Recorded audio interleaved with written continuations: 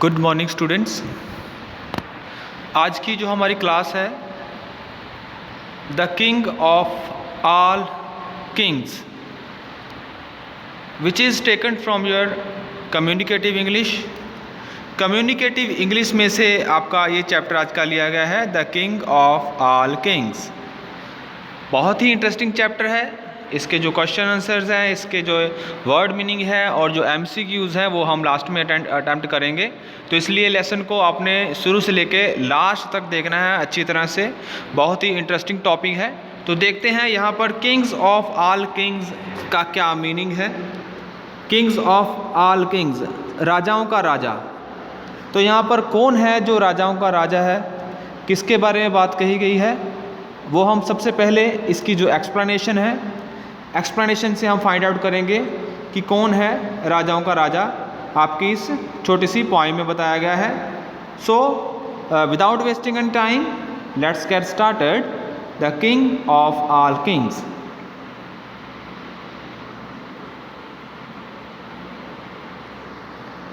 जैसे कि आप सभी बच्चे देख पा रहे होंगे आज की जो वर्कशीट है, फर्स्ट जो उसका स्टैंजा है उसमें क्या कहा गया है, I had gone a beggar from door to door in the village part when your golden chariot appears in।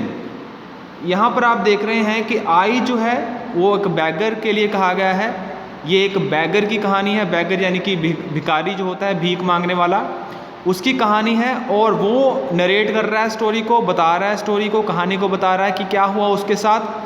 Your, यहाँ पर ये जो दूसरा वर्ड है यूअर, आई उसने भिखारी ने अपने लिए यूज़ किया है और ये जो यूअर है ये भिखारी ने राजा के लिए इस्तेमाल किया है। ठीक है, राजा और भिखारी ये दो लोग हैं, दो कैरेक्टर हैं यहाँ पर, राजा है और एक भिखारी है। इन दोनों की आपस में क्या बातचीत होती है और उसका क्या रिजल्ट निकलता है उसके बारे में डिस्कशन है। तो चलिए, ये जो भिखारी वो क्या कह रहा है, I had gone a begging, sorry beggar नहीं था, यहाँ पे बैगिंग है।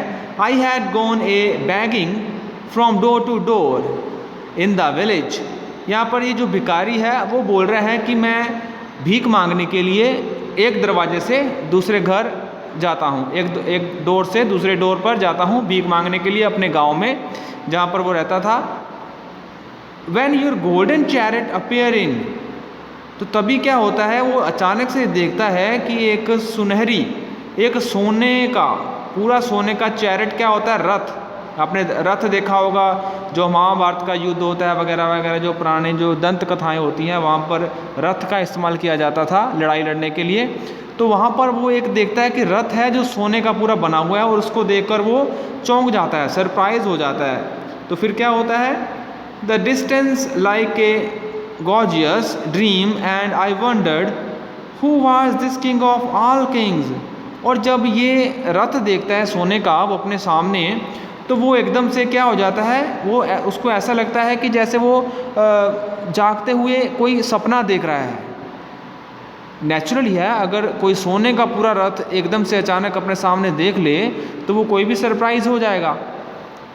तो वो एकदम से सरप्राइज हो जाता है देखकर कि अरे ये सोने का रथ कहाँ से आ गया, कहीं मैं कोई सपना तो नहीं देख रहा।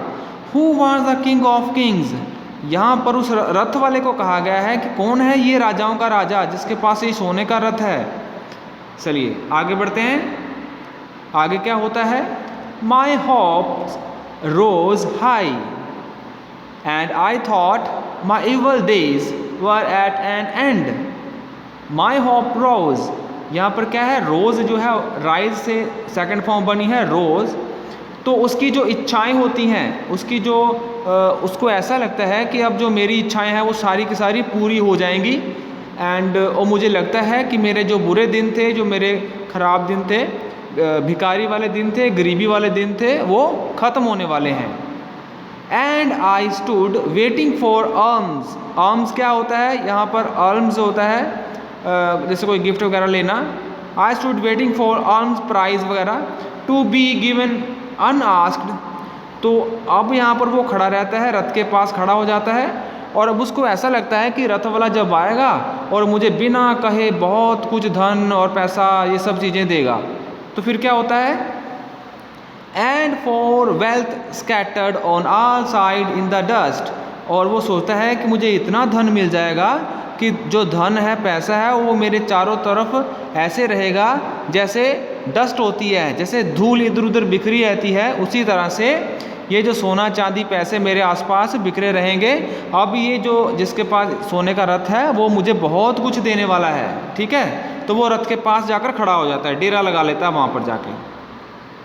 नेक्स्ट स्टैंजा में देखिए कि फिर क्या होता है। The chariot stopped where I stood, तो वो जो भिखारी था वो वहाँ कहाँ पर खड़ा होता है, जहाँ पर वो जो रथ था वो खड़ा हुआ था, वहाँ पर जाके वो खड़ा हो जाता है। Your glance fell on me and you came down with a smile. अब राजा को देख, राजा के बारे में बात कही जा रही है। राजा जो होता है वो रथ के पास आता है और उसको बहुत ही ऐसे देखता है। Fail on me and you came down with a smile, और वो क्या करता है, रथ से नीचे उतरता है राजा, और वो उसकी तरफ स्माइल करते हुए बढ़ता है। किसकी तरफ बढ़ता है, भिखारी की तरफ। I felt that the luck of my life had come at last, तो भिखारी को ऐसा लगता है कि अब मेरी किस्मत जो है वो चमकने वाली है, ठीक है। अब मेरा जो लक है, वो मेरी किस्मत है, वो जाग जाएगी और मैं बहुत ज़्यादा अमीर हो जाऊंगा। तो क्या होता है, देन ऑल ऑफ सडन, तब अचानक से क्या होता है, you held out your right hand and said, तो अचानक से क्या होता है, वो भिखारी देखता है कि राजा क्या करता है, अपना हाथ राइट हैंड निकालकर भिखारी के आगे रख देता है। फिर क्या करता है, what have you to give me, तो ये जो राजा होता है वो भिखारी से कहता है कि तुम मुझे क्या दे सकते हो। भिखारी ने तो सोचा था कि राजा मुझे सब कुछ देगा क्योंकि इसके पास सोना चांदी है, तो ये मुझे कुछ देगा, पर उसका वो सब कुछ उल्टा हो जाता है। उल्टा वो जो राजा होता है वो भिखारी से मांगना शुरू कर देता है कि तुम मुझे क्या दे सकते हो। अब देखिए आगे, what a kindly jest was it to open your palm, तो यहाँ पर ये जो भिखारी है ये राजा को एक टॉन्ट करता है, एक ताना मारता है कि अरे वाह, ये क्या राजाओं वाले तौर तरीके हैं, तुम तो इतने बड़े राजा हो और तुम मेरे ही आगे हाथ फैला रहे हो। टू बैग, और एक भिखारी से ही तुम भीख मांग रहे हो, ये तो मैंने नहीं सोचा था, राजा तो ऐसे नहीं होते, और ये कैसा तौर तरीका है, ये तो राजसी तरीका नहीं है। I was confuse and stood undecided and then from my wallet, तो क्या होता है, ये जो भिखारी होता है वो बहुत ही कंफ्यूज हो जाता है, अरे ये क्या हो गया, मैंने तो सोचा था कि मुझे राजा सब कुछ देगा, तो ये तो मुझसे मांग रहा है उल्टा। तो फिर क्या होता है, बहुत कुछ सोचते हुए जो भिखारी होता है, भिखारी के पास वॉलेट का मीनिंग क्या होता है, जो बटुआ, जो पर्स होता है, बट यहाँ पर बटुआ या पर्स नहीं आएगा, यहाँ पर आएगा उसकी जो थैली होती है। भिखारी के पास एक थैली होती है कपड़े की, वो उसको वॉलेट कहा गया है। तो वो अपनी थैली को देखता है, तो फिर क्या करता है, I slowly took out the least little grain of corn and gave it to you, तो वो क्या करता है, भिखारी अपनी थैली में से पहले देखता है और उस थैली में जो कुछ होता है वो देने की कोशिश करता है, बट उसमें से क्या निकलता है, एक छोटा सा खाने का दाने का एक टुकड़ा होता है, वो दाने का एक टुकड़ा उसको दे देता है, राजा को दे देता है। ठीक है, देखिए जो भी था उसके पास, भिखारी ने सोचा नहीं, जो भी था उसने अगर मांगा तो उसने दे दिया। फिर क्या होता है लास्ट में देखिए, but how great was my surprise when at the days and, तो फिर क्या होता है कि जब उसका दिन खत्म हो जाता है, वो घर पे जाता है, तो क्या देखता है, वो बहुत ही सरप्राइज होता है, बहुत ज़्यादा सरप्राइज किसके लिए होता है, आई एम्प्टाइड माई बैग, जब वो अपना जो बैग है उसको खाली करता है, ऑन द फ्लोर, फर्श के ऊपर, to find least little grain of gold among the poor heap, तो उसके जो थैला था, उसके थैले में जो टूटा फूटा सामान पड़ा हुआ था गरीबों वाला, उसी में वो क्या देखता है, वही जो खाने का टुकड़ा उसने राजा को दिया था, वही टुकड़ा सोने में बदल जाता है और उसके थैले में से निकलता है। I bitterly wept and wished that I had the heart to give you my all, तो वहाँ पर जब ये देखता है तो फिर बहुत ज़्यादा रोता है और ऐसा सोचता है कि काश मैंने अपना दिल थोड़ा और बड़ा करके रखा होता, अगर मैं और उसको दे देता तो शायद मेरा उसमें और ज़्यादा फ़ायदा हो जाता। ठीक है, तो ये ही थी आपकी आज की पॉइंट। बहुत ही इंटरेस्टिंग पॉइंट थी। इसका मोरल क्या निकलता है कि डू गुड हैव गुड। अगर आप दूसरों के साथ अच्छा करोगे तो आपके साथ भी हमेशा अच्छा ही होगा। ठीक है, आप किसी से मांगने जाते हो बट दूसरे की भी एक्सपेक्टेशन हो सकती है कि वो भी आपसे कुछ मांगे, तो आपकी रिस्पॉन्सिबिलिटी होती है, आपका फ़र्ज़ होता है कि आपने भी उसको कुछ ना कुछ देना है। हमें सबसे मांगना ही नहीं है, हमें जो है अपनी ड्यूटी भी देखनी होती है कि हमें जो दिल अपना बड़ा रखना होता है। ठीक है, और अगर कोई किसी को हेल्प की ज़रूरत होती है तो उसकी हेल्प ज़रूर करनी चाहिए। यहाँ पर basically the kings of all Kings किसको कहा गया है? भगवान को कहा गया है। तो भगवान जो है आपके अच्छे कर्म और बुरे कर्म सारे देखता है, और जैसा आप किसी इंसान के साथ करोगे वैसा ही आपको जो है वो बैकवर्ड मिलेगा। ठीक है, इसलिए किंग्स ऑफ ऑल किंग्स भगवान के लिए कहा गया है। तो भगवान ने उसका सब कुछ देखा, वो कैसा इंसान था, उसने उसकी हेल्प की, तो उल्टा भगवान ने उसको क्या कर दिया? पे कर दिया इंटरेस्ट के साथ। ठीक है, तो उसको जो खाना का टुकड़ा था वो सोने में बदलकर उसको मिलता है। इसलिए डू गुड हैव गुड, दूसरों के साथ अच्छा करो तो आपके साथ भी अच्छा होगा। ये आपका पोएम का मेन थीम था। ठीक है, तो हम आगे बढ़ते हैं। आगे इसकी एक्सरसाइज देखिए। ये वर्ड मीनिंग आपको अच्छी तरह से याद कर लेना है, इसको लिख भी लेना है। आलम जैसे मैंने बोला था मनी या कोई प्राइज ऐसा होता है। गॉर्जियस वेरी ब्यूटीफुल बहुत सुंदर। हैड द हार्ट क्या होता है कि दयालु भाव वाला दिल। ठीक है, जस्ट क्या होता है? जोक, ताना मारना। अनआस्क्ड यहाँ पर क्या आएगा? विदाउट आस्किंग, बिना कुछ पूछे कहे। ठीक है, वॉलेट, यहाँ पर वॉलेट किसको कहा गया था? Bag, carrying things needed for a journey by a pilgrim और ए बैगर। वो एक थैला होता है जिसमें उसने सब कुछ रखा हुआ होता है, अपना पानी खाना पीना, तो कपड़े का बैग, तो उसको यहाँ पर वॉलेट कहा गया है। ये जो MCQs हैं, MCQs बेटा मैंने आपके लिए सॉल्व कर दिए हैं, सारे MCQ सॉल्व कर दिए हैं। तो देखिए फर्स्ट MCQ में क्या कहा गया था? The golden chariot was like a gorgeous dream. ये जो सोने का रथ था वो उसके लिए एक बहुत अच्छा एक सपना था। What is the poetic device used here? यहाँ पर पोएटिक डिवाइस कौन सा कहा गया है? सिमिली कहा गया है। सिमिली क्या होती है? किसी वस्तु को पोएम में इस तरह से रिप्रेजेंट करना कि उसमें से सिमिलर उसका मीनिंग निकले। ठीक है, यहाँ पर चैरेट जो सोने का रथ है उसको कंपेयर किया गया है गॉर्जियस ड्रीम के साथ। ठीक है, तो यहाँ पर दो चीज़ों को मिलाया गया है, इसलिए यहाँ पर सिमिली आपका राइट आंसर आएगा। नेक्स्ट क्वेश्चन देखिए MCQ। The rider on the chariot is refer to ask the kings of kings because he is. जो राइडर होता है, वो जो रथ चलाने वाला होता है, उसको किंग ऑफ किंग्स क्यों कहा जाता है? ए पावरफुल किंग के लिए, ए सुप्रीम किंग के लिए, या गॉड हिमसेल्फ? यस, उसका राइट आंसर जैसे कि मैंने पॉइंट में बताया कि वो भगवान ही थे, तो गॉड हिमसेल्फ इसका राइट आंसर आएगा। नेक्स्ट थर्ड क्वेश्चन देखिए। On seeing the rider coming with a smile the speaker. यहाँ पर थर्ड क्वेश्चन में क्या पूछा गया है? On seeing the rider coming, क्या देखकर वो जो रथ चलाने वाले जो भगवान थे वो नीचे आते हैं, उसकी तरफ स्माइल करते हुए आगे बढ़ते हैं बैगर की तरफ। स्पीकर किसको बोला गया है? बैगर को। क्यों आते हैं? राइट आंसर इसका आएगा thought that the luck of his life had come.